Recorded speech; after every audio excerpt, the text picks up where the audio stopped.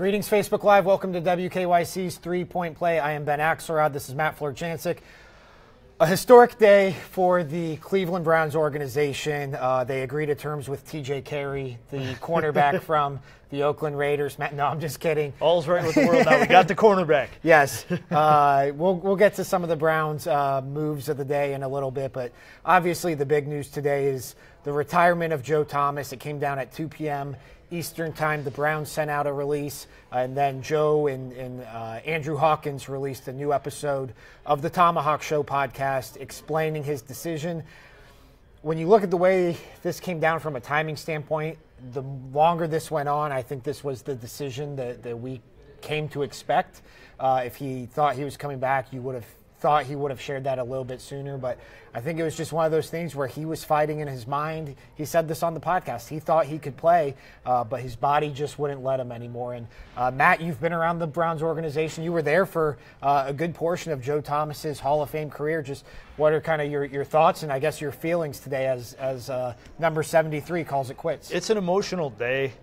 For a lot of reasons. You know, when you first meet Joe Thomas, he just seems like a regular guy. Right. And then you realize that's what makes him special, and that's what made him unique in the Browns. It was the first line in the release. His Browns career began on a boat. Right. I mean, he really did. He was an everyman kind of guy, and I think from the moment that he announced that he was going to be on a fishing boat with his father on draft day, he instantly became a fan favorite with most of the teams that could have selected him. And when the Browns did, it was really a sense that they could get things going in the right direction, especially when they traded back into the first round to get quarterback Brady Quinn. You really thought, wow, they have everything together. Their pieces are finally starting to come together.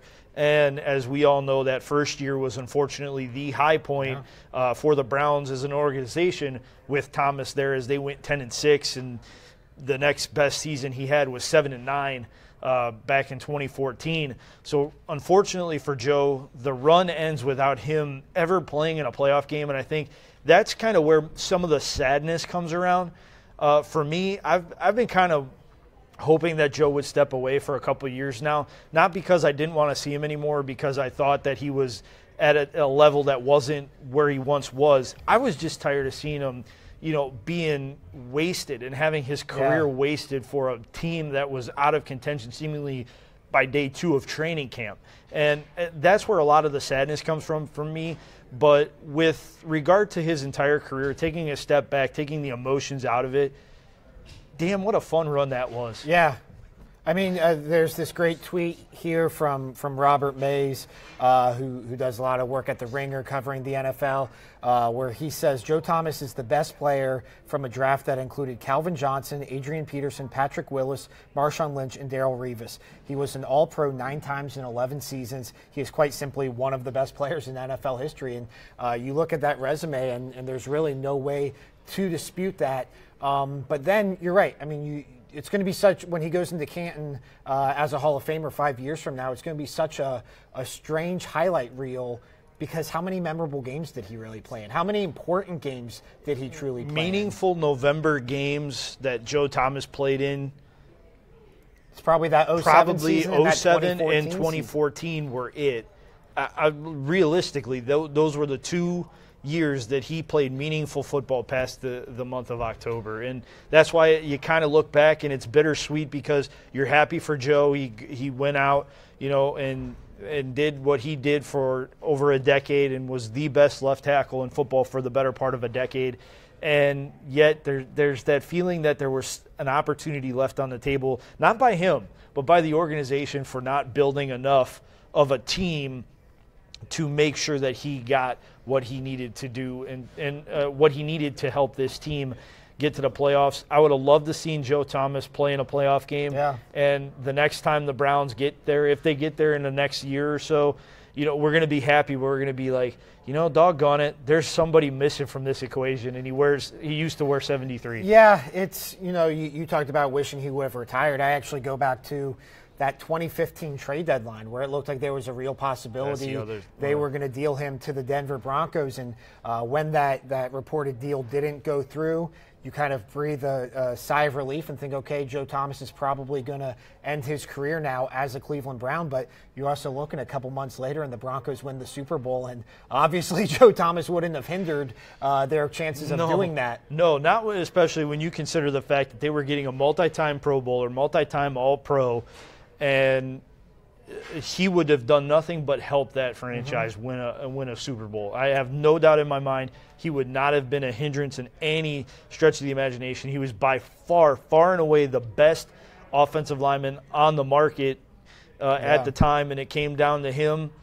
You know, depending on who you believe, it came down to him saying, "I want to stay," and you applaud it and you want to hug him for it, but at the same time, you cringe because you knew it wasn't going to get better in the offing by staying with the Browns, and it got a damn sight worse. Yeah, by him, not by him staying, but while he stayed, it just continued to downslope. And it's hard for me to look at a guy who we all know is going to be enshrined in Canton one day, and to go the last 2 years of his career, he played in 22 losses and only 1 win.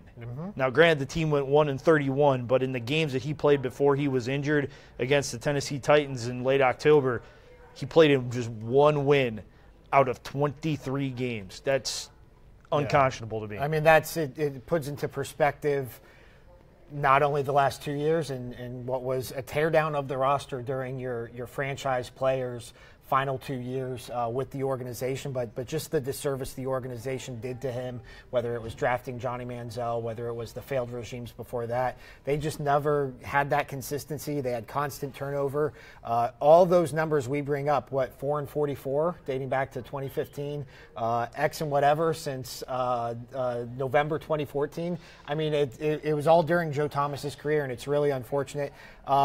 He's not going to be far, though.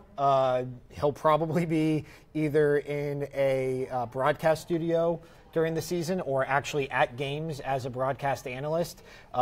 He's going to be enshrined in the Browns Ring of Honor, but it's not going to be number 73. It's going to be 10,363.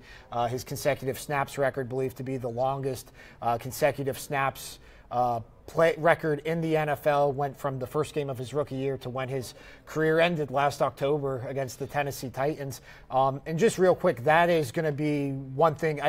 It's weird because left tackles, you don't have memories of left tackle plays. You don't have the time he sealed off that edge or the time he held Von Miller in check or any of those plays. But I was in the stadium, I know you were too, when he tore his triceps against the Tennessee Titans. And in what was a half-full stadium during a miserable season, what was another loss, I think that might have been 0-8 or 0-7 at that point. 0-7, yeah. Joe Thomas got a standing ovation from what sounded like it should have been a packed house. I remember Taylor Lewan, the offensive lineman from Michigan who plays for the Titans, going over and patting him on the helmet, kind of a Big Ten connection there. And as Joe Thomas jogged off that field for one last time, that standing ovation, it was chills-inducing. And you don't have a lot of chills. I'm getting it now. The goosebumps are flowing right now just listening to you talk about it. I mean, you could hear a pin drop when Joe went down. You really could. And then everybody's like, oh, they're going to take a timeout. He'll be back the next play. And, you know, having been around the sport long enough, when you see an Iron Man like Joe Thomas go down and, like, writhe and scream in pain, you know he's not coming back. And to have that be the lasting memory of it, you kind of have to fight that. But then you got just 5 minutes later what seemed like an ovation from a full 70,000 seat stadium. Yeah. And it does give you chills, and it shows the respect that Joe earned, not only from the fans, but like you said, Taylor Lewan coming over and patting him on the helmet. How about this? Hugh Jackson. And head coaches very rarely come off the sideline during a game. Hugh Jackson took off his headset, handed it to an assistant, and walked to the opposite side of the field to check on Joe. Yeah.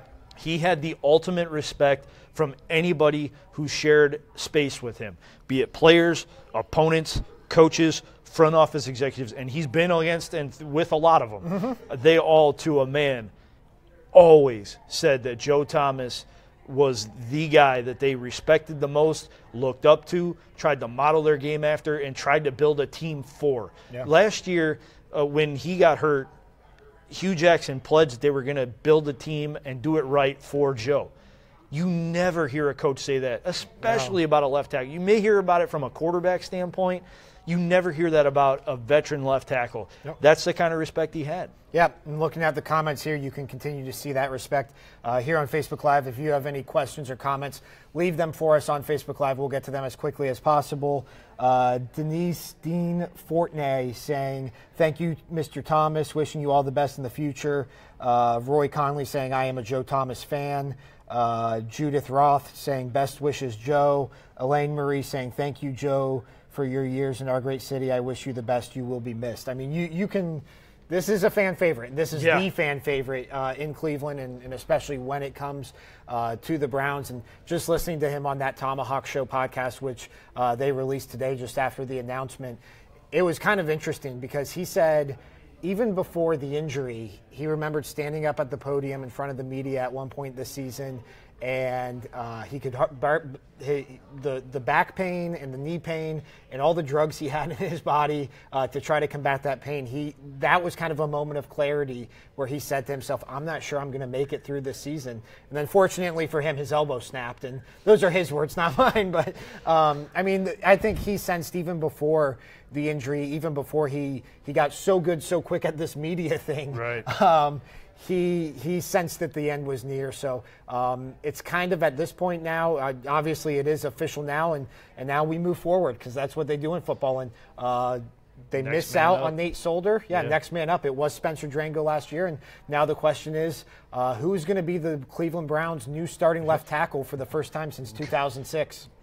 Good luck to whoever it is, because you've got impossible shoes to fill.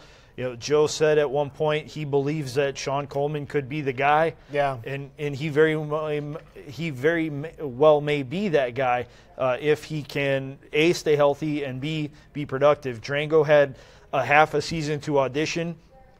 His initial offerings were not bad. I mean, he went up against Everson Griffin of the Minnesota Vikings in his first career start at left tackle and handled himself pretty admirably. But, you know, there were some bumps in the road, and that can be expected for a guy who was used to playing interior, had to move back to tackle. So we'll see how he goes from here. And it's going to be, I dare say it's going to be the most interesting position battle in training camp based off of the guys they have in now, especially after missing out on Nate Solder. But, you know, going to the point of Joe Thomas, I think when we look at Joe's career, you know, we're both wrestling fans. We've made that well known here.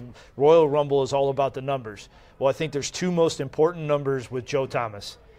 10,363 consecutive snaps, 0 for the amount of playoff games he got an opportunity to play in with the Browns. Yep. And over the last decade plus, that's the thing that's the most depressing, is that now you look at it and Corey Coleman is the most tenured Brown first-round pick that they have on their roster. He was drafted in 2016, and he might not be on this roster. Right. His future is already in doubt in Cleveland. But you said it. I mean, I think there's no clear-cut favorite now to replace Joe Thomas. They haven't had that guy waiting in the wings. Right. It's always for all the holes this roster has had, they've had left tackle figured out for 11 years. Right. And that is such an important position. I mean, I remember what it was like before 2007 and trying to get that left tackle and wondering, should they trade 2 first-round picks for Orlando Pace, who kept getting franchise tagged. They signed Kevin Schaefer and thought he could be the guy. They didn't have left tackle figured out from 1999 until 2007 when they drafted Joe Thomas, and then they have had it figured out for 11 years. I think there's some interesting names. I think Chris Hubbard, who the Browns signed yesterday from the Pittsburgh Steelers, he's traditionally been a right tackle, but you look at the money they paid him, he does have some experience playing left tackle. I think he's probably in that mix, shifting Sean Coleman from right tackle to left tackle and then moving Chris Hubbard to right tackle. I think that's a possibility. Maybe they roll out Spencer Drango for one more year. Maybe they draft a guy. They have 2 first-round picks, and they have all the ammo in the world to move up for a third one, not only including this year's draft, but next year's draft. If you feel like you can get the successor to Joe Thomas there in that 10 to 20 range in the draft, there's 3 or 4 left tackles or potential left tackles who could go in the first round. There's a lot of options there for the Browns. I know I just threw a lot at you, but what do you see as kind of the most intriguing option for this team? I really think it's going to be in the draft, and I think this announcement opens the option to trade back. See, I'd rather trade up. I would rather trade up, but it's very interesting how this could play out. If they elect to trade back, there's a very willing partner in, I believe it's Buffalo, yep, who just got Cincinnati's number 12 overall pick. So they could give up 12 and 22 for number 4. I am not advocating this. Believe me when I tell you, I've been covering the draft for a decade now, and the 2 words that make me shudder in fear more than anything are trade down. But I'm saying I think it opens the door now to that potential to trade down and get that extra first-round pick that you could use on an offensive lineman. But I also think trading back into the first round after they stay at 1 and 4 is the best option. That would be the option I most support, but I think anything is on the table now at number 4 and beyond. Yeah, I don't disagree. And yeah, I mean, the option to take, I think you go quarterback at 1 at this point is a foregone conclusion. Yeah, that's especially done. with the signing of Carlos Hyde today, and we'll get to that in a minute. But also, I think just going best player available at 4, that's probably not going to be an offensive tackle. But whether it's Bradley Chubb, whether it's Minkah Fitzpatrick, whether it's Saquon Barkley, whether it's Denzel Ward, whoever they deem that best player available at 4, I don't think you can go wrong there. Yeah, then I wouldn't either. Here's the other thing is they have so much ammo still in that second round. Look, the theory in the draft, right, is that first, second, and third rounders you're supposed to draft to become starters on your team. Right. This is already a really young team. And I don't know how many more young starters they can afford to add, especially that lumps all these guys now into the same free agency group when their contracts will come up a second time. I know you can't really think that far ahead, but you kind of have to. Yeah, though. It's something you to really consider do. with the composition of this roster. So I think if you can package some of those second rounders, and if you have to throw in next year's second rounder, so be it. Move up and get, in that 10 to 12 range, whether it's Connor Williams from Texas, whether it's Orlando Brown from Oklahoma, whether it's Mike McGlinchey from Notre Dame. There are some intriguing options there. And look, if that guy winds up being the successor to Joe Thomas, that is well worth all the draft ammo in the world. Especially when you take a quarterback number 1. The last thing in the world you can afford to do is draft a quarterback number 1 and then give him a 5th-round pick to guard his blind side. Right. That's a disaster waiting to happen. We've all seen that song and dance before. It doesn't end well. It's not a good idea. So let's go with this. Let's throw as much at that first round as we can, just like we did last year. We addressed the need of defensive end, pass rusher with Myles Garrett, addressed the need in the secondary with Jabril Peppers. I almost did it again. Sorry, Jabril. And we addressed the need with tight end David Njoku. Now you have a whole new set of needs. You need a quarterback. You really need another cornerback. And you need a stalwart left tackle now. You can address all those in the first round. If it costs you a couple second rounders, so be it. Go get the guys that can be the most impactful guys on your team. And life will be a lot easier for you when you take the field in September. Yeah, there's no doubt about it. And kind of moving forward there, other than Joe Thomas's retirement, the Browns had plenty of news coming down the pike today. First and foremost, they agreed to a 3-year deal with former Ohio State running back Carlos Hyde, who spent the first 4 years of his NFL. Isn't that crazy that Carlos Hyde was drafted in the 2014 draft, and he's still in the NFL. It's hard for me to imagine a player lasting from the 2014 draft all the way until now. Because it hasn't happened with the Browns. I mean, realistically. Christian Kirksey and Joel Bitonio. Those are the 2 guys, but, I mean, first-round picks, right, not going to happen. You know, it's nice that they finally addressed the fact that a really, really, really good football school that produces some really excellent pros is only 2 hours away, and we should probably try to get a couple of those guys. They finally did it with the signing of Carlos Hyde, and he's still young enough to be an impactful player. Yep. He's a good, durable back. He's definitely, in my opinion, an upgrade from what they had in Isaiah Crowell, and he's going to be a nice him and Duke Johnson are going to be a nice 1-2 punch, with Duke having the speed and Carlos having really the whole gamut. I mean, he can be fast, he can be powerful, he can do whatever the heck you want, and that's ultimately why he's coming back to the Buckeye State. Welcome back, and we're going to enjoy seeing you in the orange and brown. Yeah, I think worst case scenario with him, he gives you everything that Isaiah Crowell gave you. He's probably an upgrade. Their stats are actually very similar, but I like what Carlos Hyde brings to this team. And the toughness, too. Yeah, and I do think it probably takes them out of the Saquon Barkley conversation. I think if you're bringing back Duke Johnson, if you're working on an extension with Duke Johnson, that's your running back stable. It's Carlos Hyde and Duke Johnson. You're not signing Carlos Hyde to be your number 3 running back, especially with everything that Saquon Barkley brings as an every down back. You know what? I'm okay with that, though. Yeah. Honestly, he's got a little less tread on the tires conceivably. But here's the most important thing. He's got a proven track record at the NFL level. Like, you can throw as many darts at the dartboard that you want, and that was the whole analytics discussion with we need 14 draft picks because we're going to throw as many as we can, and we're going to try and hit on some. How about this? You go get talented guys, and you don't have to worry about chucking at the dartboard. They have a talented back now. It checks off a box that they had a big need for, and maybe, just maybe, having a guy like Carlos Hyde in there will entice Hugh Jackson to run the ball a little bit more. I'm surprised they got a deal done with a very good running back in free agency, given the fact that the track record here is you come to Cleveland and you kind of get overlooked by a pass-happy offense. Look, Carlos Hyde changes that narrative quite a bit. He's a proven commodity, and he's going to run through a lot of holes that maybe Isaiah Crowell couldn't have run through, according to Hugh Jackson. A couple other moves. They add a pair of cornerbacks, Terrence Mitchell, most recently with the Kansas City Chiefs. John Dorsey, the Browns' new general manager, actually brought him in to Kansas City 2 years ago. I actually think I like him. He was a starter for most of the year last year, had 18 pass deflections, 4 interceptions. I think he's a high upside guy.